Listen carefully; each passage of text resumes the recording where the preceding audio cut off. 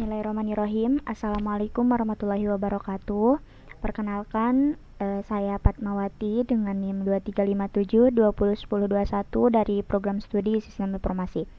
Pada kesempatan ini, saya akan mempresentasikan proyek mata kuliah Big Data dan Kecerdasan Buatan dengan judul Klasifikasi Sentimen Berbahasa Indonesia menggunakan Algoritma Deep Learning, GRU dan LSTM GRU.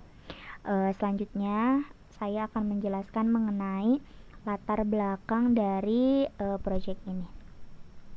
Nah, media sosial menghasilkan jutaan opini setiap hari dalam bentuk ulasan maupun komentar. Data tersebut dapat dimanfaatkan untuk mengetahui persepsi masyarakat terhadap suatu produk atau layanan. Namun, jumlah data yang sangat besar membuat analisis secara manual menjadi tidak efektif.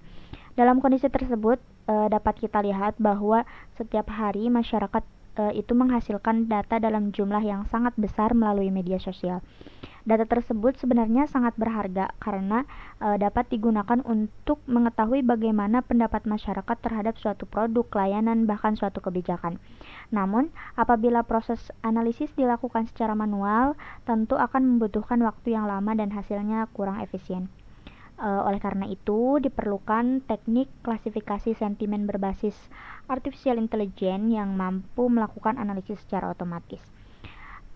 Seiring berkembangnya teknologi AI, khususnya deep learning, proses klasifikasi sentimen menjadi lebih efektif karena model mampu mempelajari pola bahasa dan hubungan antar kata secara otomatis, bukan hanya berdasarkan kata kunci tertentu.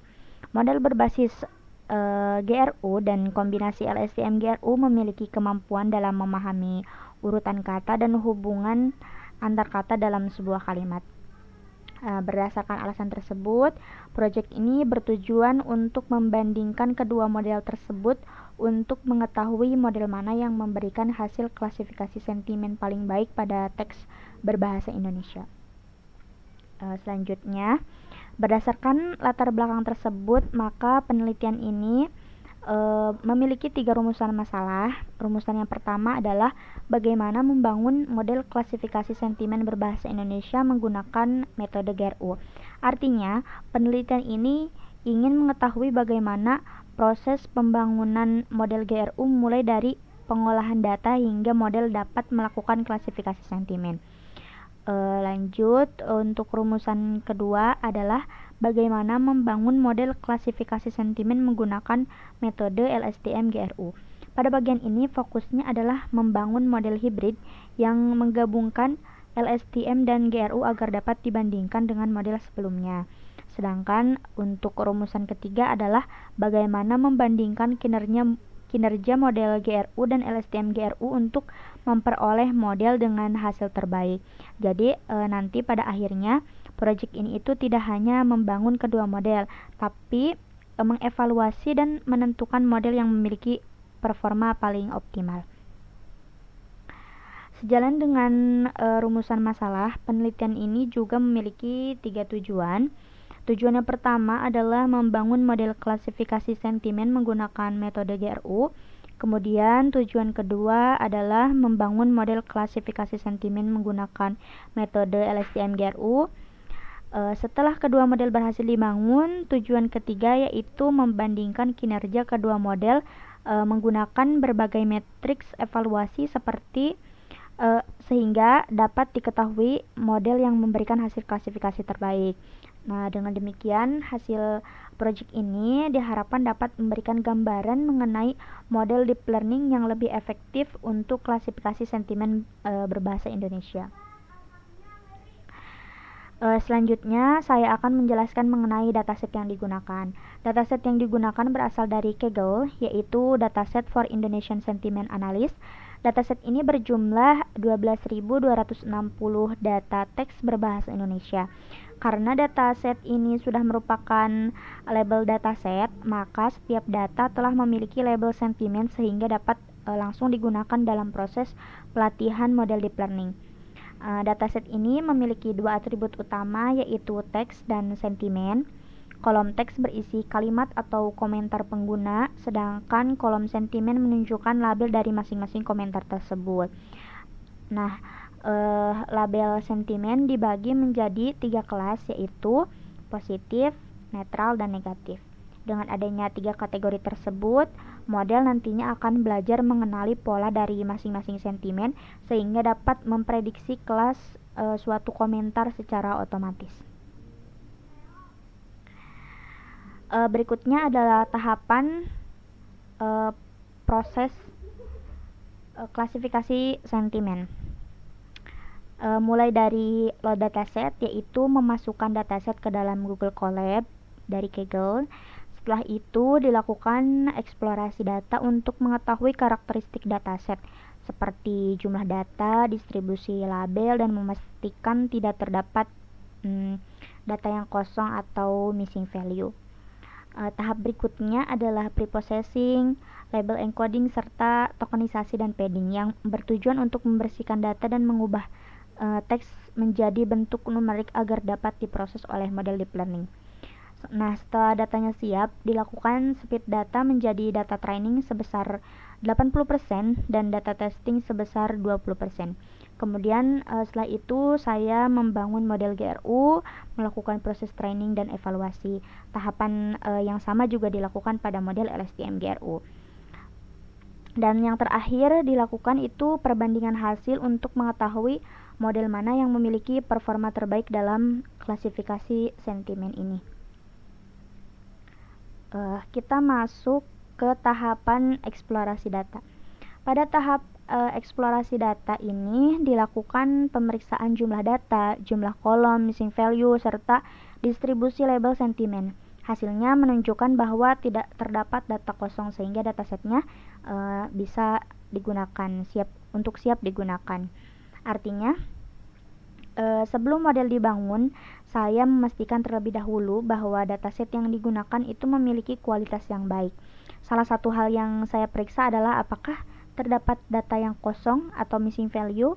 Nah, berdasarkan hasil pengecekan, seluruh data sudah lengkap sehingga tidak diperlukan proses penghapusan atau pengisian data, dan datasetnya bisa langsung digunakan pada tahap selanjutnya. Di sini juga ada grafik. Berdasarkan grafiknya dapat dilihat bahwa label positif memiliki jumlah data paling banyak, kemudian negatif, sedangkan label netral merupakan yang paling sedikit. Nah, dari grafik tersebut dapat disimpulkan bahwa distribusi data belum seimbang atau yang disebut imbalanced data set. Kondisi seperti ini cukup sering ditemukan pada data media sosial karena umumnya pengguna lebih banyak memberikan komentar yang bernada positif dibandingkan netral. Oleh karena itu, kondisi ini perlu diperhatikan karena dapat mempengaruhi kemampuan model dalam mengenali setiap kelas sentimen secara seimbang. Yang selanjutnya itu setelah kita mengetahui karakteristik dataset, tahapan berikutnya adalah preprocessing. Nah, preprocessing dilakukan agar data menjadi lebih bersih sebelum diproses oleh model. Tahapan yang dilakukan meliputi mengubah seluruh huruf menjadi kecil, menghapus URL, mention, hashtag, angka, karakter khusus, dan spasi yang berlebihan. Tujuan dari preprocessing ini adalah menghilangkan informasi yang tidak memiliki pengaruh terhadap analisis sentimen, misalnya seperti link website, simbol, atau karakteristik khusus yang tidak memberikan makna terhadap isi kalimatnya. Dengan data yang lebih bersih, modelnya akan lebih mudah mempelajari pola bahasa yang sebenarnya. Setelah preprocessing selesai, masuk ke tahap label encoding. Karena model deep learning hanya dapat memproses data numerik, label sentimen diubah menjadi angka menggunakan label encoder. Label negatif menjadi 0, netral menjadi 1, dan positif menjadi 2. Selanjutnya, label diubah menjadi bentuk one hot encoding menggunakan two categorical. Jadi, pada tahap ini, label yang sebelumnya masih berupa teks diubah menjadi angka agar dapat dikenali oleh model. Setelah itu dilakukan one hot encoding karena project ini menggunakan klasifikasi dengan 3 kelas sentimen. Selanjutnya dilakukan tokenisasi dan padding. Setelah preprocessing, teks diubah menjadi kumpulan token menggunakan tokenizer, kemudian setiap token dikonversi menjadi angka indeks agar seluruh data memiliki panjang yang sama. Dilakukan padding dengan panjang maksimalnya 100 kata. Tokenisasi ini bertujuan mengubah setiap kata menjadi angka sehingga dapat diproses oleh model deep learning. Sedangkan padding digunakan agar seluruh kalimat memiliki panjang yang sama sehingga proses pelatihannya menjadi lebih konsisten. Yang selanjutnya itu adalah split data. Dataset dibagi menjadi data training dan data testing. Nah, data trainingnya itu sebesar 80% dan data testingnya 20%, menggunakan train test split dengan stratify sehingga proporsi masing-masing kelas tetap terjaga. Pembagian ini dilakukan agar model dapat belajar menggunakan data training. Kemudian performanya diuji menggunakan data testing yang belum pernah dilihat sebelumnya. Penggunaan stratify juga memastikan bahwa proporsi setiap kelas sentimen tetap sama pada kedua kelompok data. Setelah data selesai dipersiapkan, selanjutnya saya membangun model GRU. Nah, model GRU dibangun menggunakan beberapa layer, yaitu embedding layer, GRU layer, dropout, dense layer, dan output layer. Masing-masing layer memiliki fungsi yang berbeda. Embedding layer berfungsi mengubah data teks menjadi representasi vektor numerik sehingga dapat diproses oleh model. Setelah itu, data diteruskan ke GRU layer yang bertugas mempelajari hubungan antar kata dan memahami konteks kalimat. Untuk mengurangi resiko overfitting, digunakan dropout sebesar 0,3, kemudian hasilnya diproses oleh dense layer dan diklasifikasikan ke dalam 3 kelas sentimen menggunakan fungsi aktivasi softmax. Nah, penggunaan dropout bertujuan agar model tidak hanya menghafal data training, tetapi juga mampu memberikan prediksi yang baik ketika menerima data baru. Sedangkan softmax digunakan karena project ini melakukan klasifikasi ke dalam 3 kategori sentimen. Selanjutnya, proses pelatihan dilakukan menggunakan optimizer Adam, loss function categorical cross entropy, batch size 32 dan 10 epoch. Setelah itu diterapkan early stopping agar proses pelatihan berhenti secara otomatis ketika performa model tidak lagi meningkat. Parameter tersebut dipilih karena cukup umum digunakan pada klasifikasi teks. Early stopping juga membantu mencegah terjadinya overfitting sehingga model tidak terus belajar ketika performanya sudah optimal. Setelah proses training selesai, model dievaluasi menggunakan akurasi, precision, recall, F1 score, conversion matrix, dan classification report. Seluruh matriks tersebut digunakan untuk mengetahui seberapa baik model dalam mengklasifikasikan data sentimen ke dalam 3 kategori. Selanjutnya, saya membangun model LSTM GRU. Model LSTM GRU merupakan model hibrida yang menggabungkan LSTM dengan GRU untuk meningkatkan kemampuan dalam memahami konteks kalimat. Alasan menggunakan model hybrid ini adalah karena LSTM memiliki kemampuan yang baik dalam mengingat informasi jangka panjang, sedangkan GRU memiliki struktur yang lebih sederhana dan proses komputasi yang lebih efisien. Dengan menggabungkan keduanya, saya harap modelnya mampu menghasilkan performa yang lebih baik. Embedding layer digunakan untuk mengubah teks menjadi representasi vektor numerik. Selanjutnya, LSTM layer bertugas menangkap hubungan jangka panjang antar kata. Kemudian hasilnya diteruskan ke GRU layer untuk mempelajari pola secara lebih efisien. Setelah itu, prosesnya hampir sama seperti model sebelumnya, yaitu menggunakan dropout untuk mengurangi overfitting, kemudian diteruskan ke dense layer dan output layer dengan fungsi aktivasi softmax. Proses pelatihan dilakukan menggunakan optimizer Adam, loss function categorical cross entropy, batch size 32 dan 10 epoch serta menggunakan early stopping.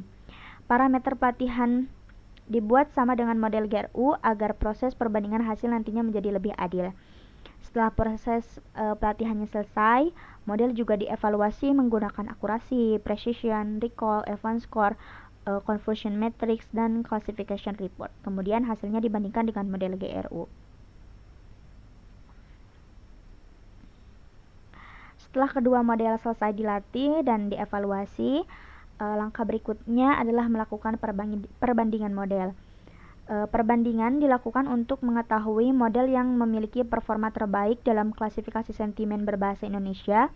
Evaluasinya menggunakan akurasi dan loss.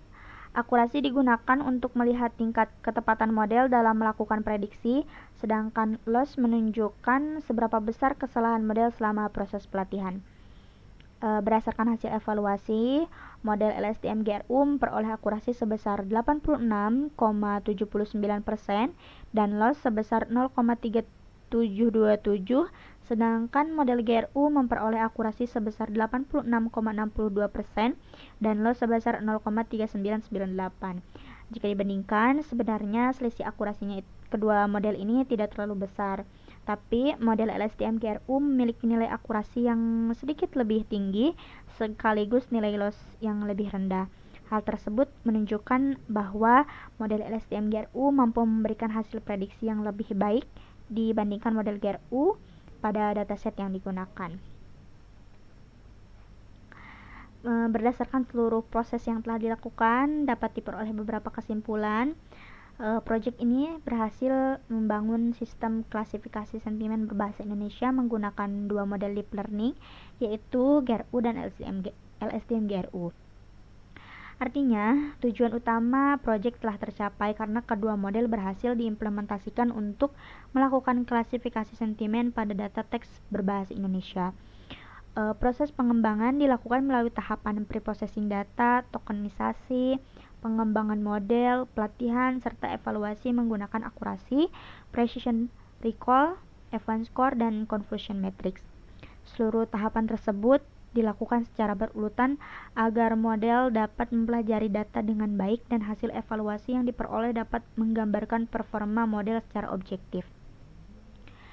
Berdasarkan hasil perbandingan, model LSTM GRU memberikan performa terbaik dengan akurasi sebesar 86,79% dengan loss sebesar 0,3727, lebih baik dibandingkan model GRU yang memperoleh akurasi 86,62% dan loss 0,3998. Dengan demikian, dapat disimpulkan bahwa model LSTM GRU lebih optimal dalam melakukan klasifikasi sentimen pada dataset berbahasa Indonesia yang digunakan dalam proyek ini.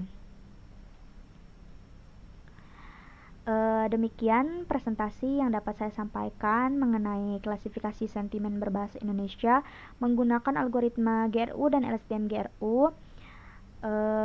Saya berharap memberikan gambaran mengenai penerapan deep learning dalam analisis sentimen serta menjadi referensi untuk proyek selanjutnya yang berkaitan dengan pengolahan data teks berbahasa Indonesia. Saya mengucapkan terima kasih atas perhatiannya. Apabila terdapat kekurangan maupun kesalahan, saya mohon maaf. Billahi fisabilil haq, fastabiqul khairat. Assalamualaikum warahmatullahi wabarakatuh.